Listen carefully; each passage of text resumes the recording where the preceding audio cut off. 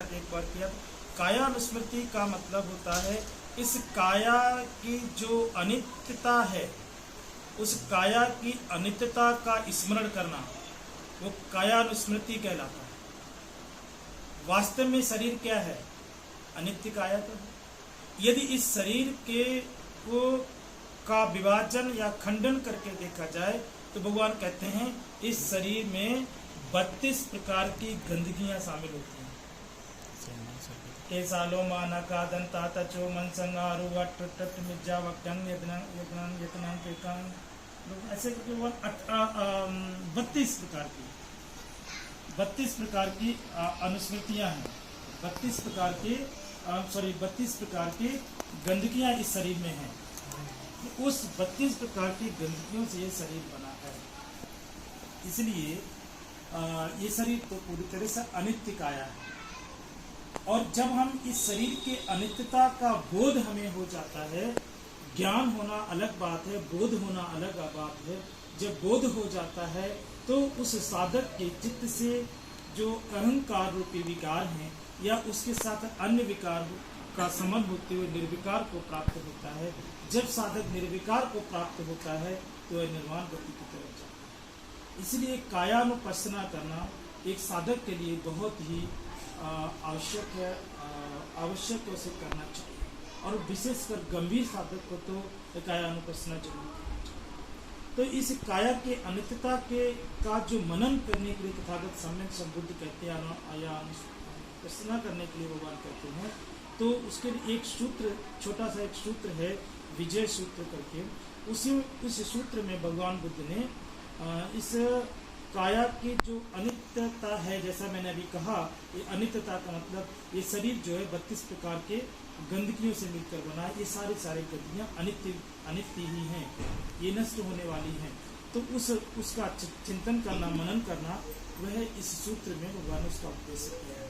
तो भगवान इस सूत्र में कहते हैं कि चलते, खड़े होते, बैठे या सोते, जो भी वह जो मुड़ता या फैलता है, जो शरीर चलने से मुड़ता है, चलने से, बैठने से, खड़े होने से मुड़ता या फैलता है ना, एक जैसा स्थिर तो नहीं रहता है।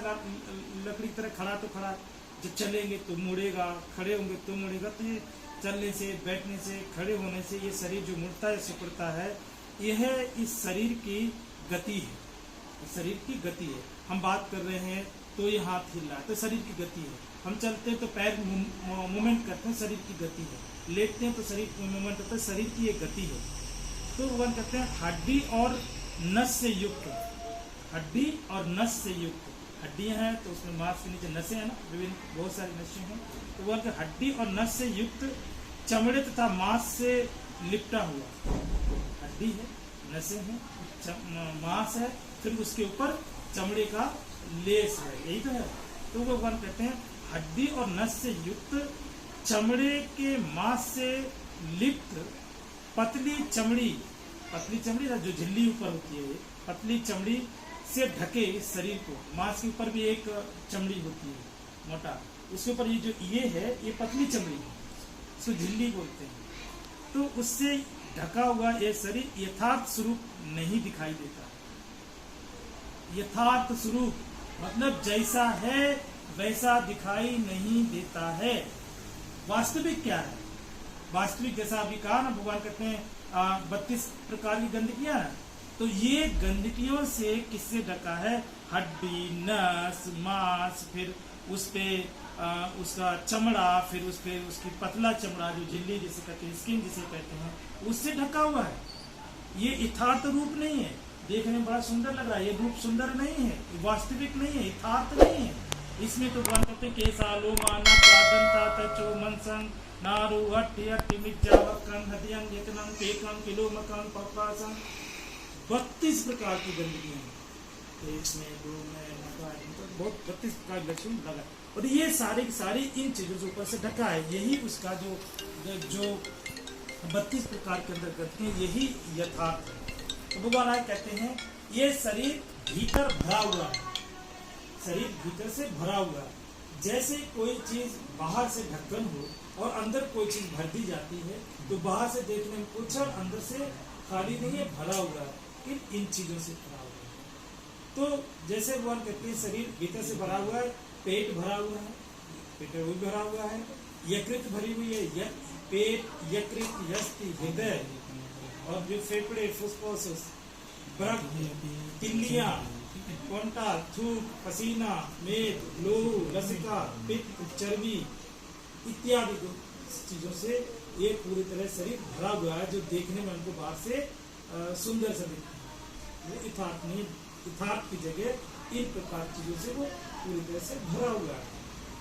और भगवान कहते फिर नव छेद्रों से सदा गंदगी टपकती रहती है। इस शरीर में 9 जगह से 9 क्षेत्रों से हमेशा गंदगी टपकती रहती है, खुशबूदार नहीं होती है, क्योंकि अंदर 32 प्रकार की गंदगियां हैं और यही 32 गंदगियां इस 9 छिद्रों से हमेशा निकलती रहती हैं। तो कैसे हम कहते हैं, कभी आंख से कीचड़ निकलता है, दो है आंख से कीचड़ निकलता है, तो गंदगी है, कीचड़ को हम संभाल के तो रखते रहे, तो आंख से कीचड़ निकलता है।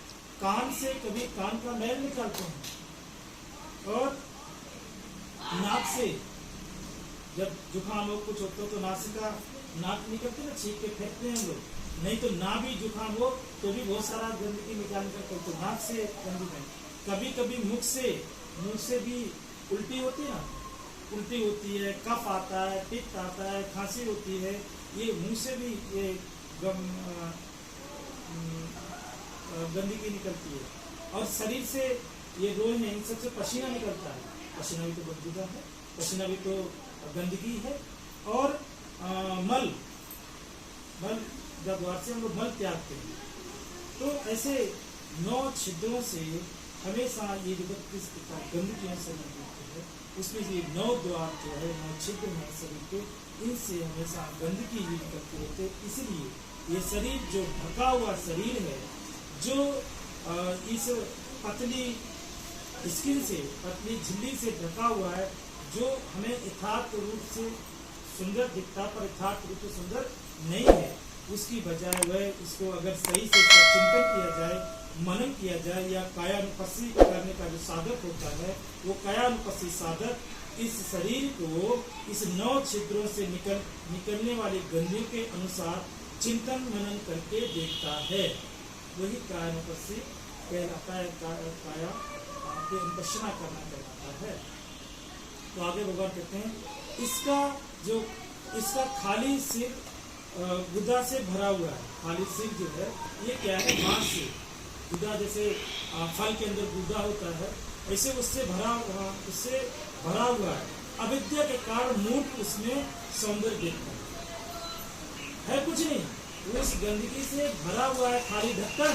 और जो मूर्ख व्यक्ति है, अपनी अविद्या के कारण, अज्ञानता के कारण उसके बाह्य रूप को यथार्थ मान करके उसमें सुंदर काया देख करके और उस काया की सुंदरता को देख कर उसमें लिप्त होता है, उससे स्नेह बढ़ाता है, उसमें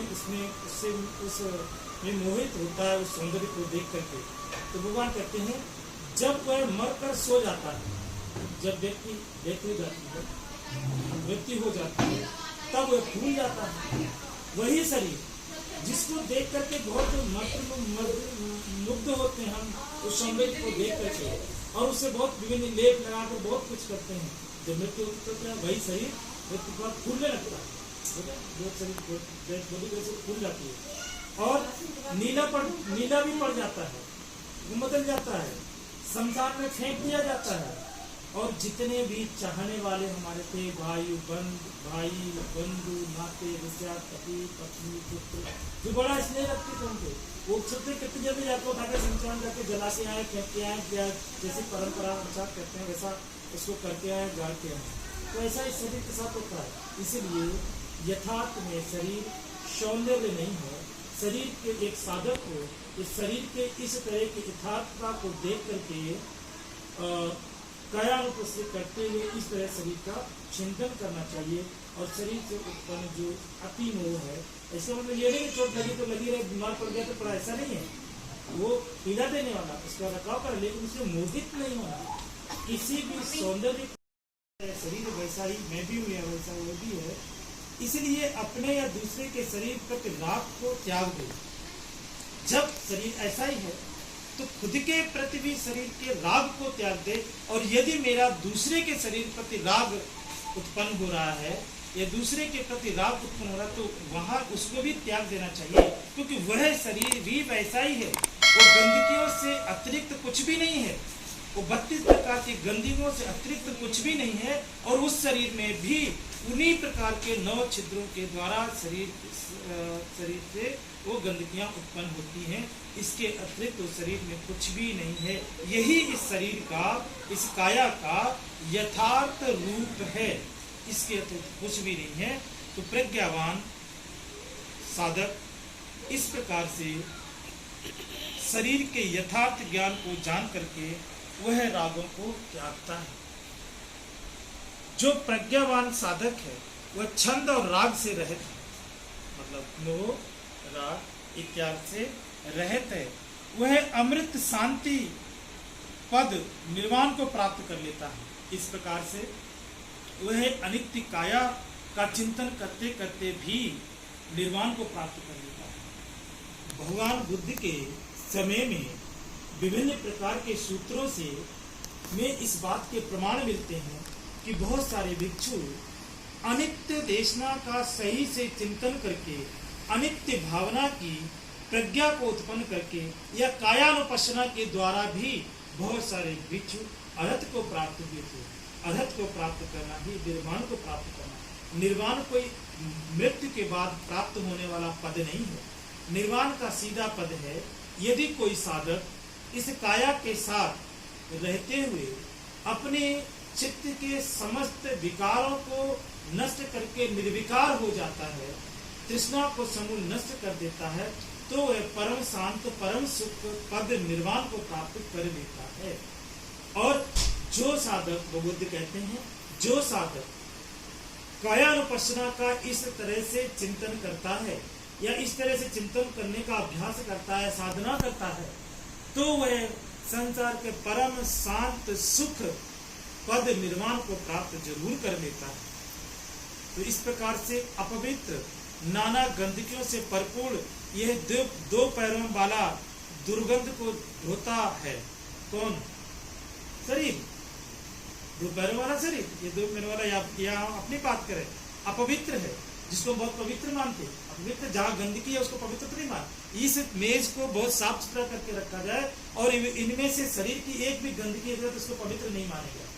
पानी डाल के धुलेंगे, साफ करेंगे, कुछ भी करेंगे, और हम 7-24 घंटे वो सारी गंदगी, मल मूत्र नाम पीपा कीचड़ कान सब जितनी भी गंदगी सब साथ लेके घूमते हैं, तो ये शरीर कहाँ से पवित्र हो गया?